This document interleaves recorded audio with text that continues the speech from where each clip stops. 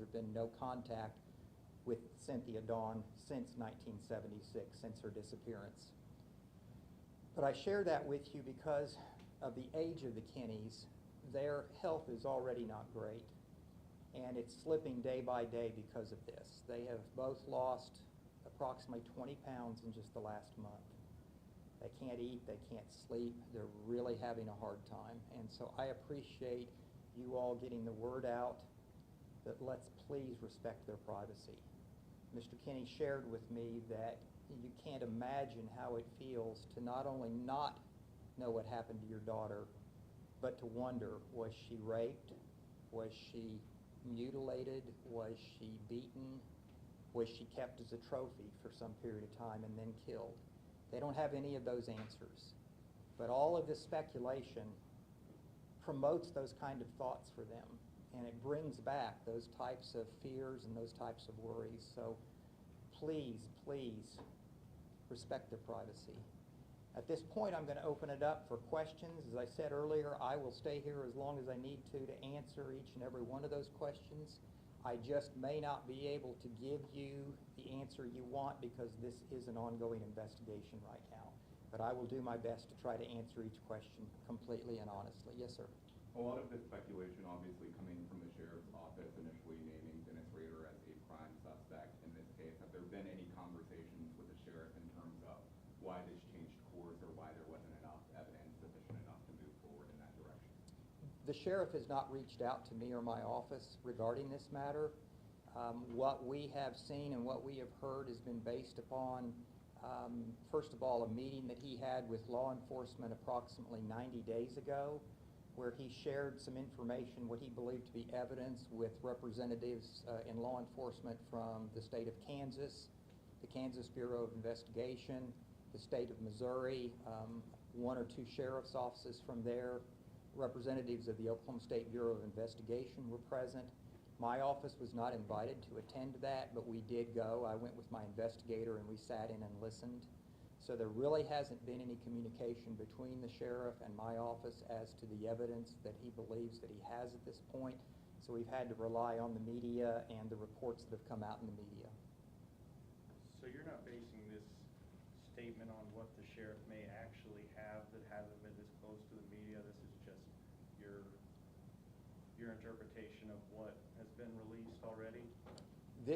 What I have shared with you by way of this statement to the press and today is that the information that we have received to this point, and there are, I'll call them rumors because they've not been substantiated yet, rumors as to potential other evidence that I have been made aware of. None of that at this point arises to the level of even reasonable suspicion. And of course, I have an ethical duty and a moral duty. Before I file any charges against anyone, I have to be satisfied, first of all, that there's not only reasonable suspicion that the person who's a suspect is in fact a legitimate suspect, but that there also is probable cause, which is the standard to actually file charges. And we haven't gotten to probable cause yet. We haven't gotten to reasonable suspicion yet.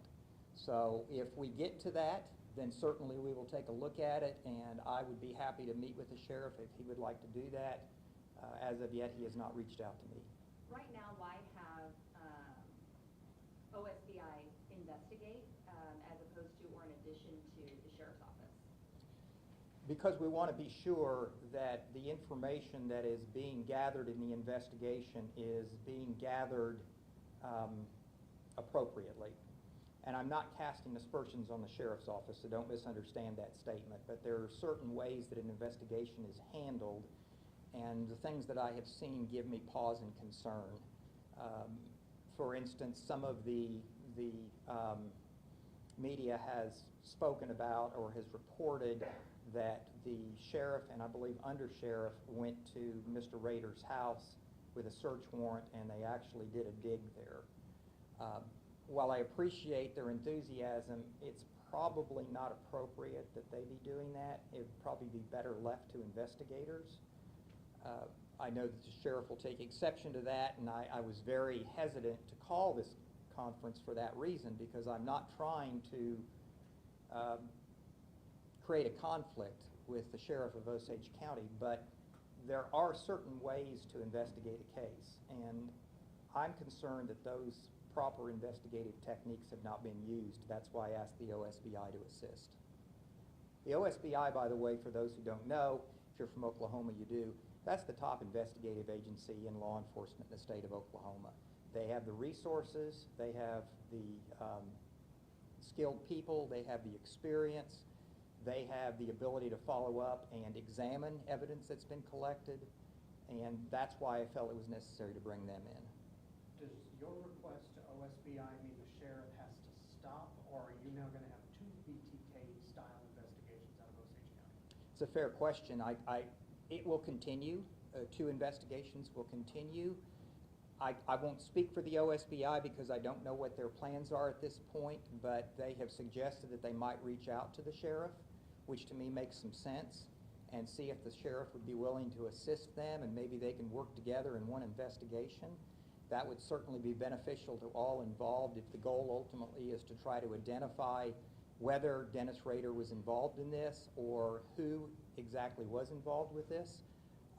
If that's the ultimate goal, then it would be very beneficial for the 2 sides to work together.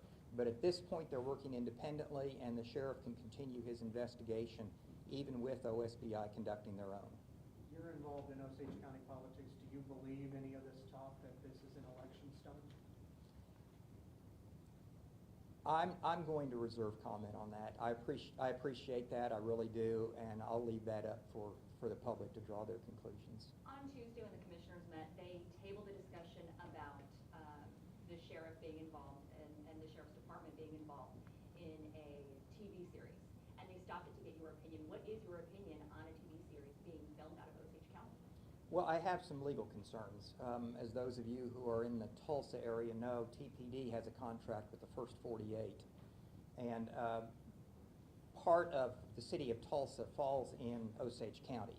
And so I have a small portion of that city in my jurisdiction. And I became aware of that contract not because anyone notified me to tell me that it had taken place, but I learned about that from a defense attorney who contacted me that wanted to know why there was a film crew at the crime scene of a murder, a homicide that occurred in Osage County in the city of Tulsa. That was the first I was aware of that. I expressed to them, Tulsa Police Department, that I had grave concerns about that taking place. The same concerns that I had with regard to that I've shared with the undersheriff, Gary Upton, in Osage County. I did that by way of an email. He got back with me and believed that my concerns were probably a bit overblown and suggested that I speak with somebody that represented The Force, which is the name of the TV show that's being produced. I did in fact communicate with somebody with The Force, expressed to them my concerns. They said they understood those and they had heard those from other DAs in the past, that there were things that they could do with regard to that contract to address those concerns so that it wouldn't be a problem, so that we would have a little bit of involvement, and by we I mean the district attorney's office, in what is actually put out there. That was done about a week ago, and I've not seen a follow-up yet, so I'm still waiting for a follow-up from The Force. Do you know when the Force contacted the sheriff's office initially interested in filming them? I was first notified about it about 2.5 weeks ago. Now, I don't know if they were notified well before then. That was just the first time I learned about it. My question, I guess, so the Force had reached out, they're obviously interested in that. The Osage County Sheriff's Office began investigating Kenny's disappearance again, I believe in December. I don't know when along that timeline BTK, Dennis Rader, got brought up into that discussion, but it is that question of, is it really connected? Kenny's father said that she hopes that the intentions are pure, that the sheriff really does have something. So he has been outspoken about being skeptical, but also wanting those answers and not knowing. And so it's kind of trying to figure out that timeline. Is Dennis Rader involved, or did Dennis Rader's involvement come up after that TV series came up? I can't answer that. Whether Dennis Rader or Sheriff Verdon can address that, or perhaps Under Sheriff Upton, I don't know. But I don't have any information on that. I'm sorry.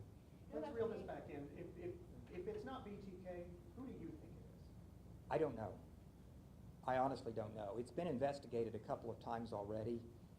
In fact, when I spoke with the Kennys, the father's name is Donald Kenny, and that came up during my conversation with Mr. Kenny. He asked the same question that you had asked, and I had given him the same answer. I don't know. I wouldn't speculate on that.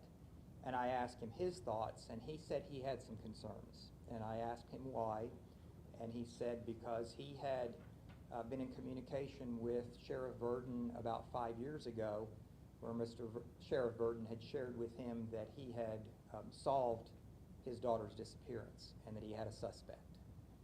That information apparently led nowhere, and so I think Mr. Kenny is, because of that previous experience, is skeptical about what's going on. I have to take an open view of this whole thing. That's the only fair way to do it as a DA. You take the evidence as it comes to you from your law enforcement, and that's what I'm hoping OSBI can provide me, is some evidence. Whether they can, I don't know. I have told the Kennys that I don't hold out a lot of hope because of the age of the case. Obviously, a disappearance from 47 years ago, it's very difficult to go back and try to recreate evidence and try to test evidence and try to find witnesses, and I just don't know if that's possible. Is it possible to determine whether Mr. Rader is involved? I think that's more of a possibility. But I've asked OSBI to look at everything, and that's what they're going to do. Mr. Rader's daughter has mentioned some kind of possible immunity, maybe even from the death penalty. Or do you feel upset you're not involved in possible federal discussions as to solving Oklahoma cases and things like that? Yeah. Well, I'm the chief law enforcement officer of Osage and Pawnee counties, and prosecution should come through my office. I understand the sheriff wanting to involve federal authorities. I don't know at the end of the day that the federal authorities would necessarily have jurisdiction in this matter. The state attorney general's office might, but I would suspect that they would have the same concerns about the evidence that's been gathered to this point. So am I upset about it? No, sir, I'm not upset about it. That happens. Obviously with McGirt, DAs, particularly in the northeastern part of Oklahoma, run into that on a daily basis. So we've come to expect that, but our jobs are to protect and serve, just like the sheriff's office, and that's ultimately my goal. I just want to make sure that if charges are to be brought, that they're brought against the correct person with the evidence to support it. And just on that point too, like what do you feel would be needed to really bring charges in a case, whether it be Rader or someone else? Well, typically, in a case that's a current homicide case, you're going to have evidence like DNA evidence. You could have fingerprint analysis evidence. You could have ballistics evidence from gunfire if that's used, gunshot residue perhaps, blood spatter, eyewitness testimony. Sometimes eyewitnesses are not people who necessarily saw the crime itself, but who saw something pertaining to the crime, and their testimony is relevant. None of those things exist here. And whether we can gather anything by way of DNA evidence, I don't know. I'm not the expert in that area, the OSBI is. But I can tell you that whether it's the sheriff's investigation or whether it's the OSBI's investigation, that analysis of evidence for DNA or for blood or for ballistics, those are handled by the OSBI lab. And so it makes sense to involve them because they can efficiently do this investigation. And I'm sorry, and I'm confident they will. It sounds like that you have a lot of concerns that there's just hardly any evidence out there pointing to Rader. Does the OSBI share your concerns? I can't speak for the OSBI. I know they're aware of what's been in the media, and I know that they are very interested and we're very anxious to get involved in this investigation, and they've been extremely helpful so far. As far as whether they have concerns, I don't know. But there are certain things, to give you an example. I'm going to kind of go back to Law School 101 here for a moment. When I want to introduce, say it's a current case, okay, and I want to introduce DNA evidence, the way that I have to do that is I have to start out with who collected the evidence. Okay, so we've got an investigator who will collect the evidence, maybe a buccal swab, something like that. They'll collect that evidence, or let's say they get it off of a piece of material.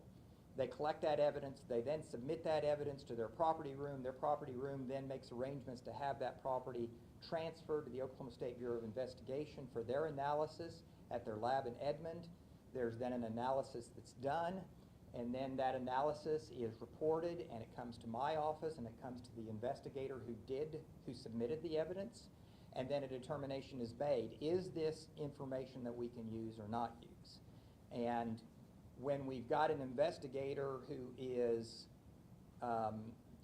digging up a scene and gathering evidence, it becomes problematic. That chain of custody, the potential for foundation issues become problematic to the point where we may not be able to, even if we have some evidence, even if that DNA comes back and it shows there's some evidence, we may have difficulty in laying a proper foundation in a court of law to be able to get that information before a jury.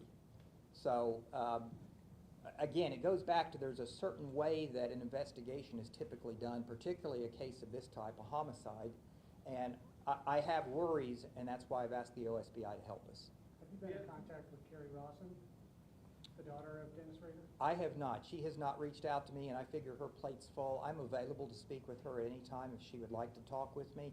I will tell you, I think a question came up a moment ago, perhaps you mentioned it, about immunity. And I was contacted by the sheriff's office several months ago in the early stages of this investigation about whether I would be willing to allow the sheriff's office to offer immunity from the death penalty if Mr. Rader would confess to this crime. And I advised them that I would not. And I said that not because I'm trying to be difficult, but the courts are very suspect, as you can imagine, of any confession that results from that type of an agreement. When the court hears that someone said, "Oh, you know, I didn't do it, didn't do it," oh, well, you're not going to charge me with the death penalty? Sure, I did it. He's already serving 10 consecutive life sentences. He's going to die in prison. So to me, that would have been a suspect offer right off the bat, and that's the reason we didn't do it. Do you consider Rader a suspect in Kenny's disappearance? At this point, no. Why? Is it because you don't see the evidence? I don't think, again, for me, evidence is different from what it is for perhaps a civilian. A civilian hears, okay, he worked for ADT. For instance, that was something that came out there. He worked for ADT, so ADT has the security system for a bank across the street from a laundromat where Miss Kenny disappeared. Okay. The problem is we have no way of, the records with ADT don't go back that far, so they have no way of confirming that Dennis Rader ever came into Oklahoma to install an ADT system. So that evidence would never make its way into court. It's fun to speculate with that, and I've actually had citizens come up to me and say, "Hey, what about this evidence? You know, we've got he was at the bank installing this right across the street." And I said, "We don't know that. We don't know that." And there would be an evidentiary hearing on questions like that. And the minute I come into the courtroom and the judge asks me, "Mr. Fisher, do you have evidence that Dennis Rader was in that bank across the street from the laundromat?" I would have to say, "No, sir, I don't," or "No, ma'am, I don't." And guess what would happen? The judge would exclude it. And so that's where we are right now. Again, I keep going back to it. That's why I've asked the OSBI to help us, because I think we've got to clear some of those things up, because I have to have hard evidence that I can actually bring into court, not evidence that people want to speculate on. So as far as chain of custody, when, could you clear up for me a bit on this chain of custody thing? Doesn't the Osage County Sheriff investigate crimes every day, gather evidence? What about their gathering of evidence in the Wichita area would cause you to have pause if they do it every day professionally? Sure, that's a fair question. There are several things that would cause concerns. The first is that obviously they're outside of their jurisdiction, so they'd have to obtain a search warrant. They've told me that, or they've told the media that they've obtained a search warrant, that that's why the dig took place. I've not seen that search warrant. So we don't know even to begin with whether or not we've got a proper seizure of evidence. And that's the very first step in chain of custody. So I would be reluctant until I could look at that. And there's always going to be, in court, there's going to be a motion to suppress filed against every search warrant that's obtained. And so the question becomes at that point, was the search warrant proper? Was the affidavit supporting the search warrant proper? Did the sheriff's office have the authority to obtain that search warrant? When you go outside your jurisdiction, you have to work with local law enforcement, and they have to be present at the scene. I don't know whether they were present at the scene. So all of those are questions that I would have that would need to be addressed. And at this point, we don't have any answers. Kind of a two-part question for you. As You far could as have picked up the phone and called the sheriff. Why not? Yes, sir. I have reached out to the sheriff through the undersheriff and asked if we could communicate on this, and so far they have been reluctant to do so. Now, some of that falls on me, obviously. And the sheriff, I'll be very frank with each of you, and I think that the sheriff would probably confirm this. The sheriff and I don't have the best relationship in the world. We haven't since I took office. But that being said, this is not political on my part. I did not make this decision for politics purposes. I made this decision because I've got a family of a young girl who's been missing for 47 years who are heartbroken and who are dying as a result of this investigation, and they have no answers. And I'm afraid I'm not going to get the answers that I need to get from the sheriff's office. The only way to get those answers is through the OSBI, with whom I have a great working relationship, and so I've asked for their help. Is there not a point to be made just saying to the sheriff, hey, let's put our differences aside, collaborate, and find out if there is enough evidence here to move forward? That is absolutely fair, and I wish that could be done. When I took office in 2019, January of 2019. The sheriff and I had a difference right off the bat. I went to his office uninvited, closed his door, and said, look, whatever our differences are, we need to put these aside. We've got a job to do, and our job is to work together to protect the citizens of Osage County, so let's do that. He agreed with me and said, absolutely. We shook hands, and I believed that's where we were headed. Since that time, that has not developed. With all that being said, what was your initial reaction then whenever the sheriff's office opened up this investigation into Dennis Rader and started, naming him as a suspect?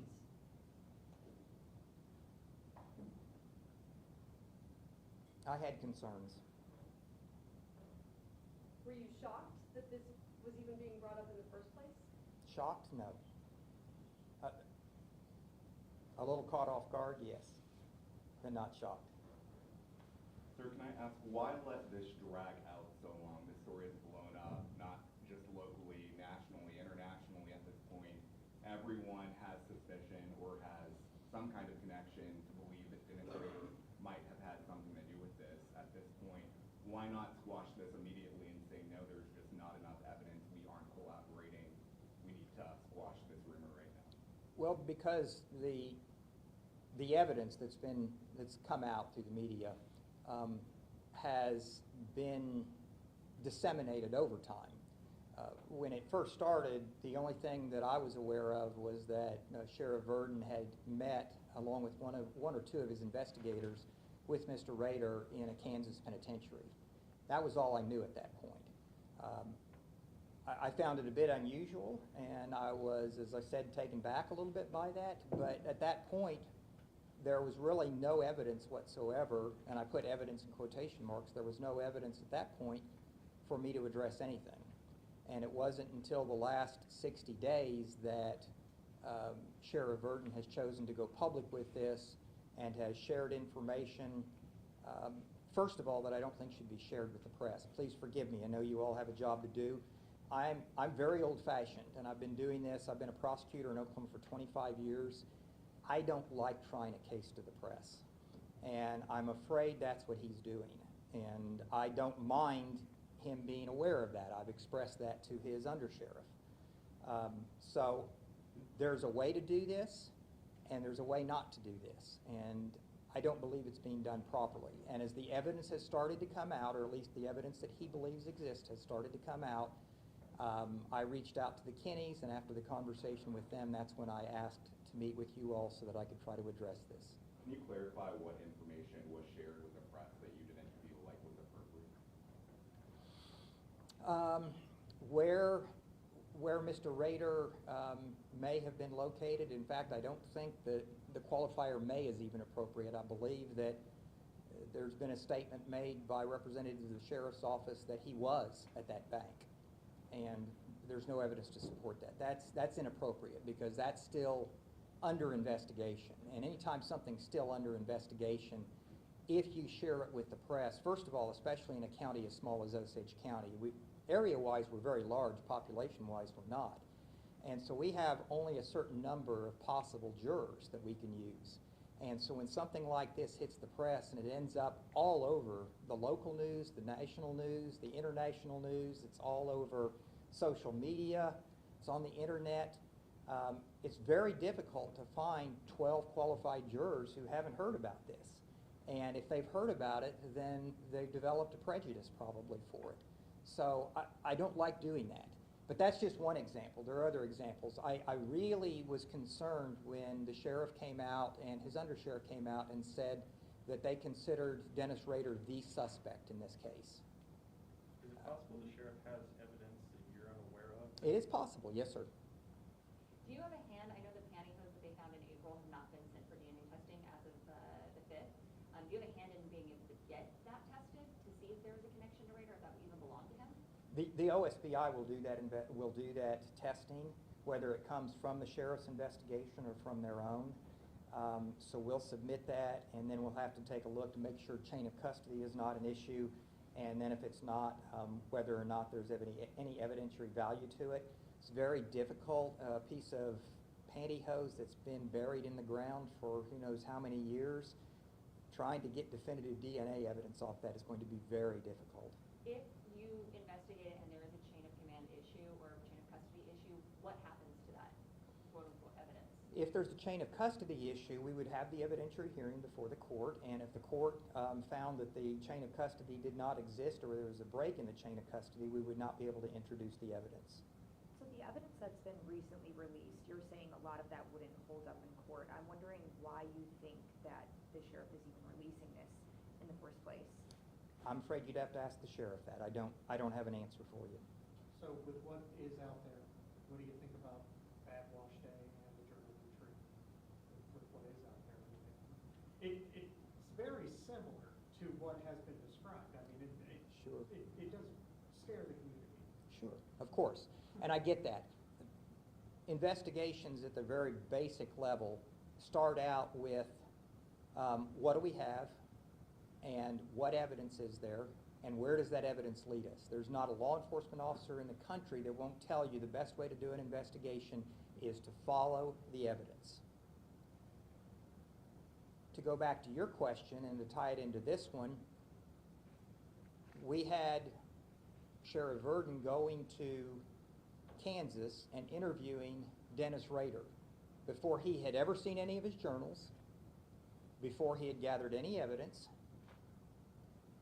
He went and he met with Dennis Rader in prison. And the discussion was, were you involved in this? My concern with that, and maybe he's gotten, to go back to this young man's question, maybe the sheriff has something that he's not shared with me, okay, that led him to go to Dennis Rader. But if he didn't, if his whole purpose was to go up there and to try to gather evidence from Dennis Rader, that's not the way you handle it. Because from my understanding, he didn't have anything at that point to suggest that Dennis Rader was involved in this. And yet that was the step that they took. Then they started working backwards, getting a search warrant, digging up Mr. Rader's property, going through his journals, looking through that stuff, trying to find things. Keep in mind, this case has been investigated at least twice before. Those journal entries were in there all along. Law enforcement knew all along that she was removed or abducted from the laundromat. All of that information was in there, okay? So twice it was investigated, once by the sheriff's office, I believe once by OSBI, although I'm not certain, and there may have been a second investigation by the sheriff's office. But regardless, it seems to me that we're not taking evidence and then going where that evidence leads us. We're taking a suspect and then going back and trying to find evidence to support our theory that that suspect is in fact the one that committed the crime. That's not the way you do an investigation. Because when you do that, you essentially put yourself in a box and you don't consider any other possibilities out there. There may be other possibilities as to what happened. But we don't know because the focus of the investigation from day one, from the day that they went to Kansas to interview Mr. Rader, it was Dennis Rader.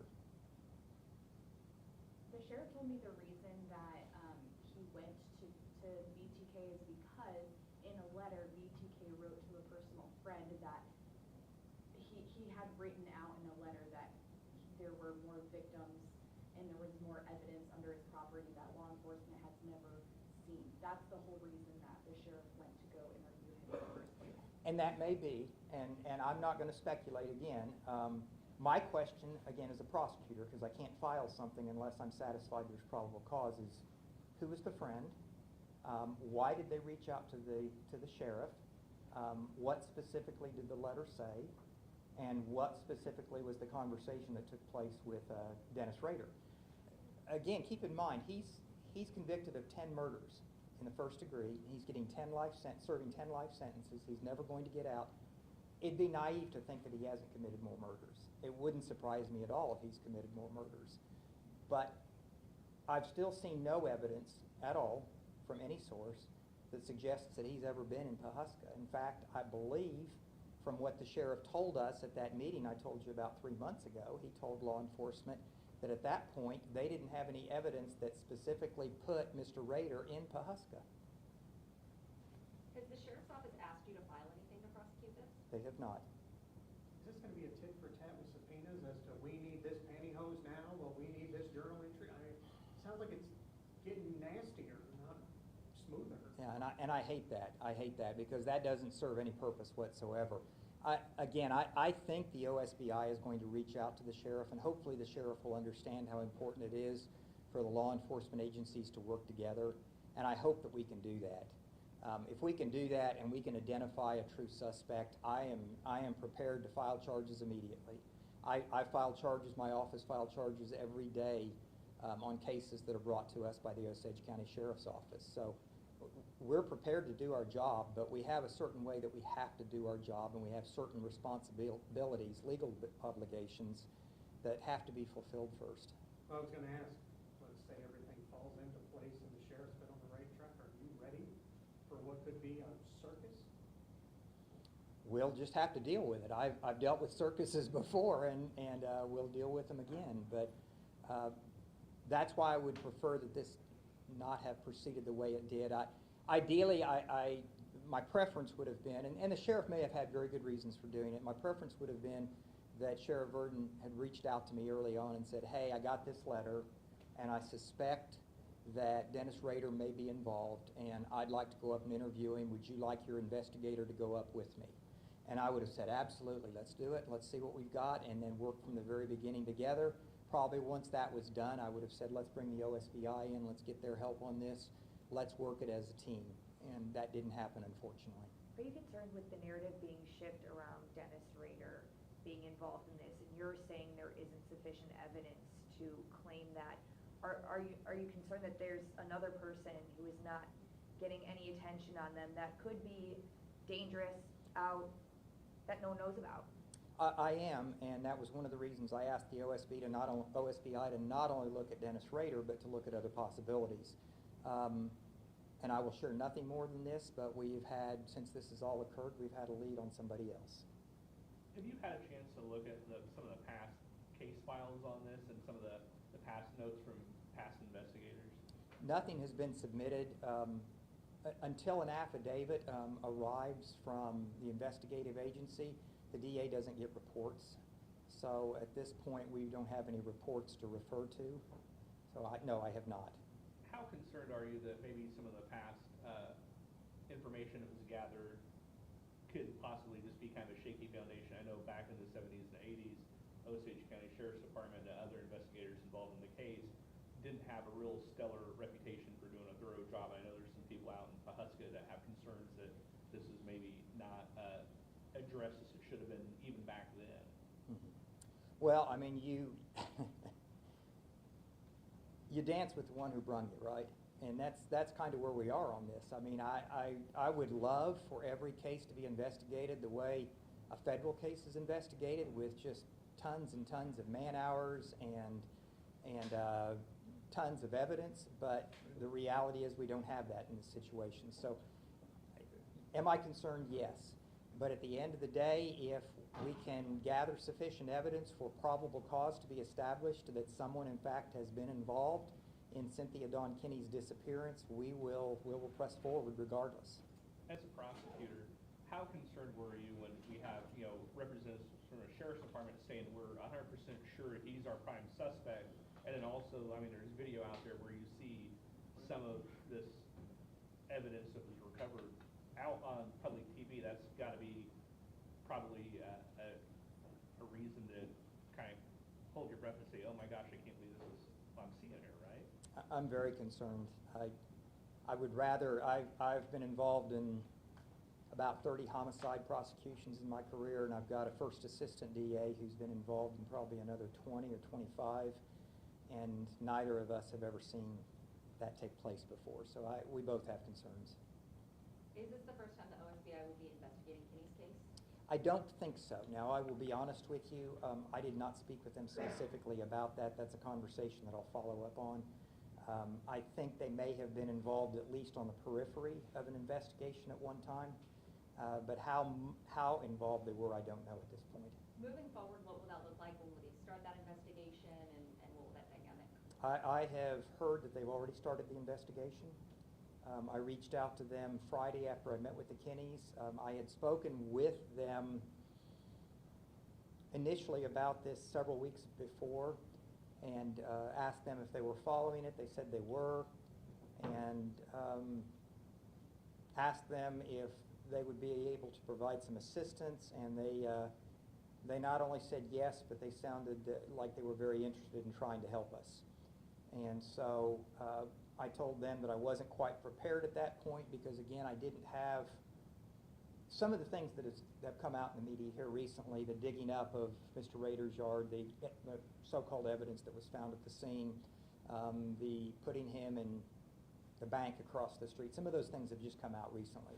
At least I saw them recently. So all of that stuff, when that started coming out, and then when I talked to the Kinneys, really the Kinneys were the turning point for me. And when I reached out to the Kinneys and they wanted to meet with me and told me where they were, I had to take action. And so as soon as I got to the office, I contacted OSBI and I made a formal request with them, and they have started the investigation. And real quick clarification, when you say when they said that they were interested in helping you, do you mean John or do you mean OSBI? OSBI. Okay. Yes. Thank you. When it comes to that second suspect, what led you to believe there was a second suspect out there? I can't share that at this time, I'm sorry. I would like to, and I don't like to ever say no comment, but I don't want to jeopardize or compromise that investigation. And that's in the very early stages, but there is a second possibility.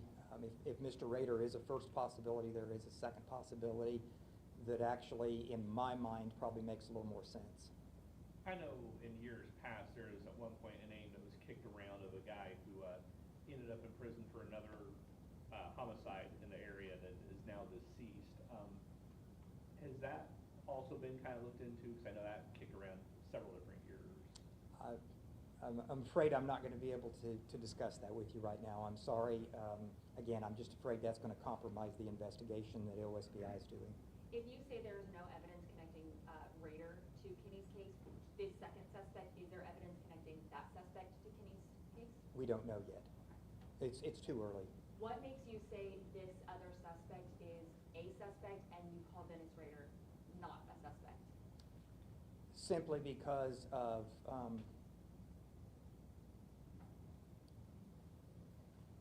I'm not going to answer that. I'm sorry. I'm trying to think through. I want to be as transparent with you as I can, but that is something the OSBI is going to have to look at. And I will tell you, though, that if what I have heard is correct, it will definitely raise my suspicions significantly. And you are considering that person a suspect versus a person of interest? Well, believe it or not, TV shows like to use person of interest a lot. I don't use person of interest too much. I prosecuted in Oklahoma County to start my career, then Tulsa County, then Wagner County, Osage County, Pawnee County, and that's not typically a term that I've used or seen law enforcement use, so I'm not sure I can distinguish between the two. I will tell you that using just basic English understanding of that term, I would say that at this point I would characterize them more as a person of interest. What makes you, and I guess, and maybe this will clarify, what makes you more confident that you have a suspect compared to the sheriff's office? We're hearing the sheriff's office is calling him a prime suspect. You say you have a suspect. What makes you more credible or having stronger evidence than the sheriff's office? At this point, nothing makes me more credible. Have you talked to the Kinney family about this second, or I guess maybe first, suspect? And if so, you haven't? I have not spoken with them. And for one very simple reason. They've gotten their hopes up several times already, and each time it happens, it's very difficult for them. And I don't want to get their hopes up unnecessarily, and I don't have. It's far too premature. The statements, the things that I have heard pertaining to this second suspect, I believe are more verifiable than perhaps the information that we have that suggests Dennis Rader's involvement. But to tell them that would get their hopes up at this point, and I'm not ready to do that. At some point, if the OSBI says we think we have something here, then I will reach out to the family and I will sit down and talk with them about it. But I want to be darn sure. These are people's lives that we're dealing with here, and they have suffered an incredible loss. I've got an 18-year-old daughter myself. I cannot imagine not knowing where she is, not knowing whether she died, if she's still alive, not knowing whether she was tortured, whether she was raped. To me, that type of pain is incomprehensible. So I told Mr. Kinney, I said, I can't even tell you I understand, because I don't. It's heart-wrenching. It's really heart-wrenching to talk with these people. And I don't want to add to their suffering. They're already going through enough. In speaking with the family, I'm sure hearing and seeing all this new evidence come out from the sheriff's office, I'm sure they have a lot of emotions and reactions to that coming up again. I know you aren't on speaking terms right now, but is there anything you're calling on the sheriff's office to do to stop sharing this evidence or to talk with the family? I have not, and now that the OSBI is involved, I will probably ask the OSBI to reach out with them and perhaps speak with them about that. I think it might be better received from the sheriff if it comes from the OSBI. I don't want to do anything to interfere with the investigation, and if I reach out to the sheriff, again, we have a strained relationship. I think we both feel that way. I don't want him to feel like, no, I'm not giving you anything. I'm not going to talk to you at all. I'm hoping that he'll see the wisdom and expediency of working with the OSBI. So let me ask you this, it's been almost 50 years, this didn't happen just yesterday. Is your other suspect a dead guy? It's been a while, so. It has been. Yes. How confident is your office that this is in fact a homicide? Well, Why? yeah. In Oklahoma, as in most states, you can prosecute someone. If you have a suspect for a murder, you can prosecute them even without a body. Now, it's obviously more involved, and you have to present to the jury and to the judge evidence to show that the person who was alive had a certain pattern in life that they followed. They went, for instance, she was 16. She went to school on a daily basis. She had certain friends she hung out with. Of course, today, there's certain people they text. Back then, we didn't have cell phones. And so what you do is you present evidence to a jury that all of these things stopped on this exact day. Okay? In this case, July of 1976, it just came to a stop. And there's been absolutely no evidence whatsoever to suggest that Cynthia Dawn Kinney is still alive. That is sufficient for a jury to find that someone has committed murder if you have evidence that ties that suspect to that individual and the disappearance of that individual. So to answer your question, that's a long way of saying, am I confident she's dead? yes. Do I know whether I could prove that to a jury? I'm not sure because we haven't gone down that path yet. Do you think you will be able to solve this case? No. I'll be very blunt with you. Again, because of the age of the case. I hope I'm wrong, and I hope that this new lead, that there's enough information, and we do have some stuff. I'm hoping there's enough information that it may take the OSBI down a path that will clearly identify a suspect, but I don't hold out a lot of hope. And to confirm, you did say your second suspect is dead? Yes. Okay. You know, as far as the suspect talk is concerned, and you're pretty confident that your suspect is looking probably more promising than Dennis Rader. To dumb it down for folks, is this kind of a matter of you have a rounder peg going into a round hole versus a square peg that you're trying to fit into a round hole with Dennis Rader? I need to have you speak to my next jury. I like that. No, I agree with you. That's a great analogy. I think that's what we're dealing with. And again, that goes back to how do you do an investigation? You start out and you gather evidence, and then you go where that evidence leads you. And that gets you to where you have a round peg going into a round hole. And I know earlier you had discussed the fact that you hadn't seen a search warrant for the dig in Park City at Rader's former home. Have you seen any search warrants? Because I know that there had been some other digs that were allegedly related to this in several jurisdictions in Kansas. Have you seen anything? And if you haven't, how concerned are you that if they do exist, but you haven't seen them, that would also maybe show some shoddy housekeeping and more concern for investigation? That's probably speculation, so I don't feel comfortable going there. I've not seen any search warrants, though. From any dig, whether it's Park City or any other location? No, sir. Well, if they were granted permission by the city of Park City, which I believe owns that land, would they still need a search warrant? I always ask law enforcement to do a search warrant. That's why I like to be involved early on in an investigation. The way the law works in Oklahoma, and again I think nationwide, is if you obtain consent to search something, and you get to trial and there's a challenge to that search, which inevitably there is, if that search is based upon consent only, then the burden is on the prosecution, the state, to prove that the consent was voluntary and the consent was proper and that they fully understood what they were consenting to.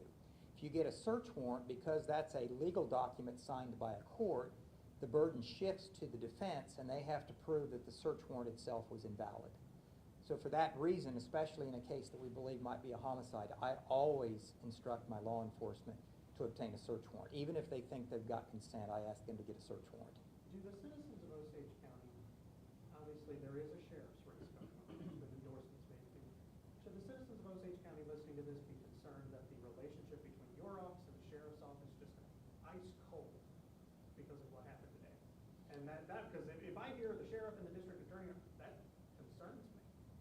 It would concern me too, and it does concern me. Being in the middle of that does concern me. I have, as I've said, I've worked in a lot of different districts, and I have had just an amazing relationship with law enforcement. In fact, my dad's retired law enforcement. I have never had an issue with law enforcement anywhere. And for whatever reason, the relationship with Sheriff Verdon and I is broken. And I don't like that. And I think it should concern citizens.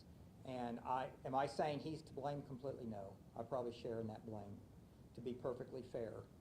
But that being said, I have tried to reach out to Sheriff Verdon, as I said, and that didn't go well. So this is where we are, and I still have a job to do, and just because my relationship is strained with my sheriff, I can't stop doing my job, and I can't stop trying to do it the right way. And so that's what I'm trying to do here. Now, if my memory serves me correctly, besides this whole experience right now and the possibility of this other TV show, early on when Sheriff Verdon took office, wasn't his office involved in a couple cases that were kind of part of some sort of program or TV show, and they eventually solved those kind of early on? You have a good memory. Yes, sir. There were 3 specifically. And he worked with the former district attorney, Rex Duncan, who I ran against. And before I took office and before Mr. Duncan left office, he filed 3 different cases. They were all cold case murders. 3 different cases claiming that they had evidence based upon this television show investigation.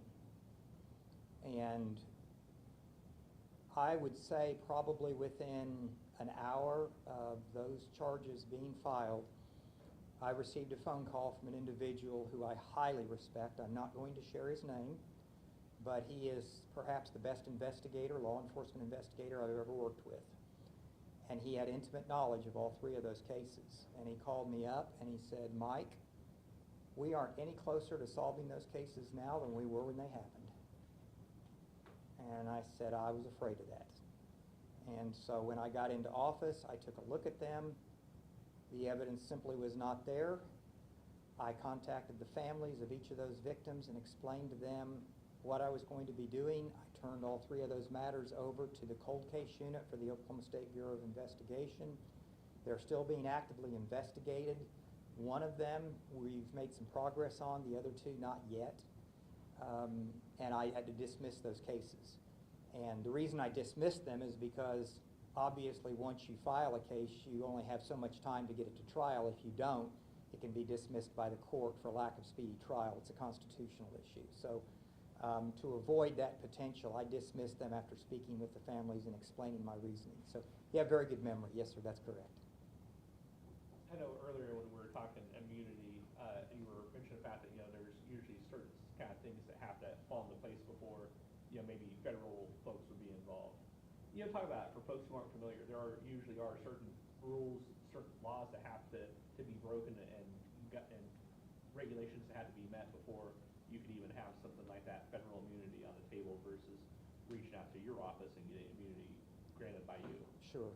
I haven't seen anything so far, either through the media or through people who have communicated with me about the sheriff's investigation, that suggests that there's any federal jurisdiction. The only possibility that I could see is if there is evidence or there is a belief that when Cynthia Dawn Kinney was taken from the laundromat that she was carried across state lines. That would make it a federal matter. That would come under the Commerce Clause of the United States Constitution, and then the feds would clearly have jurisdiction if they chose to take it. But I've not heard anything yet to support that theory or to even suggest that's a possibility. I'm just speculating that would be the only way that I'm aware that the federal authorities could be involved in this. What legwork was done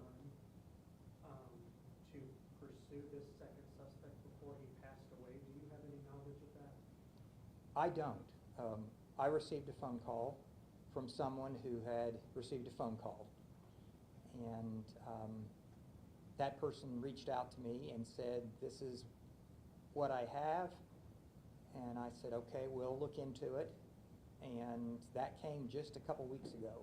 So I originally was going to ask my investigator to take a look at that.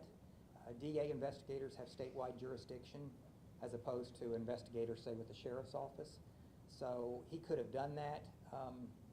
But before that happened, I felt like we were going to go down this path with the OSBI. So it made more sense to me to just let the OSBI handle that. So have you advised OSBI to look at both men? Yes. Okay. And I have given them information that will allow them to track down some potential evidence. Do you have a timeline of when the OSBI might reach out to the sheriff to potentially combine the two investigations? I don't, I'm sorry. Are there any old DA files from this case? Because I know the chief investigator for the sheriff's office, I believe it was Billy Phillips, who's now deceased. Was there ever any kind of movement in the case where there's actually some files that reside here, or are they all going to be residing over at the sheriff's department? I don't know that we have anything at this point. I've gone downstairs. We're on the 3rd floor of a building in Pawhuska, and in the 2nd floor we have a lot of storage of very old cases.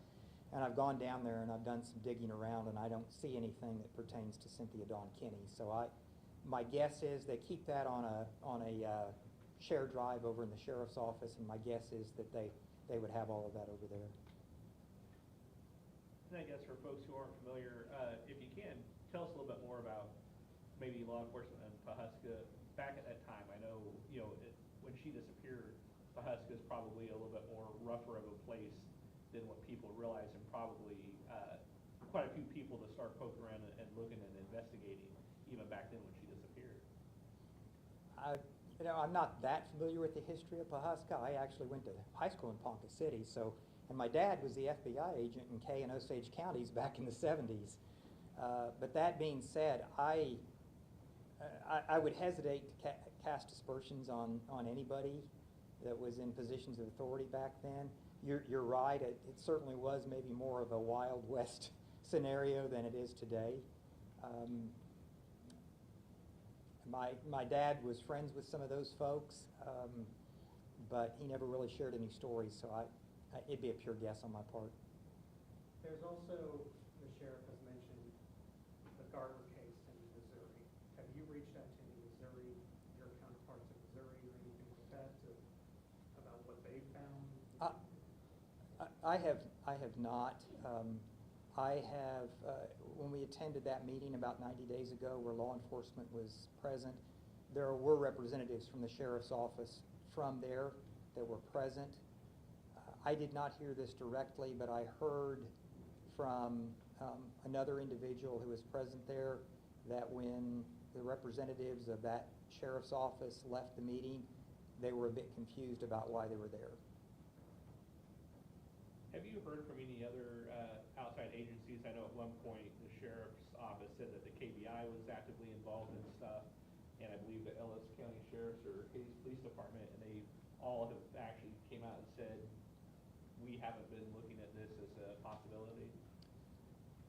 All I have is what has been reported in the news, and that was, I believe, a Fox affiliate that reported that the Kansas Bureau of Investigation indicated that they had no interest in it, the new information. I've not spoken with them directly.